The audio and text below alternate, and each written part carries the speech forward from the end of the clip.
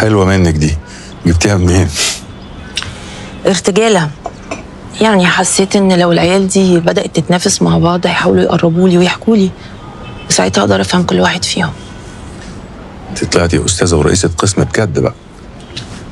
يوسف، اي حد من العيال دي ممكن يكون ليه علاقة باللي حصل لمي. نادين، ازيك يا ادم؟ وازاي طنط نهال؟ الحمد لله كويسين. انا ما كنتش عارف ان انت هتدرسي في الجامعه هنا. ولا انا الحقيقة انا ما كنتش ناوية، خاصة يعني في الظروف اللي احنا بنمر بيها دي، بس حسيت انها كانت امنية مي قوي، وبس قدمت الورق ولقيت مكان فاضي في الكورس بتاع الميديا ثيوري وانا اهو. ومي عامله ايه؟ طمنيني عليها. زي ما هي، ادعي لها. بدعي لها والله.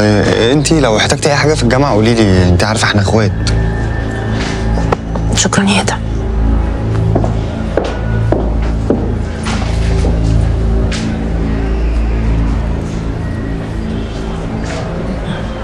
انا مش راح اتصاحب عليهم، انا هتجنن. عايزه اعرف يعني هل مي اتجننت في عقلها وعملت في نفسها نفس اللي محمود صاحبها عمله، ولا نظريتك في الاخر هتطلع صح وهيطلع صلاح يزن زي عليها ابنه عشان يعمل فيها حاجه؟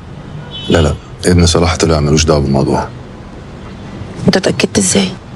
يعني امبارح جالي معلومة من مصدر عندي كده انه صلاح لسه ما يعرفش الفيديوهات دي اتسربت ازاي.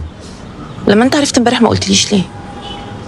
سوري انا سقطت، يعني كنت مطمن فقلت اقول لك بعدين. يعني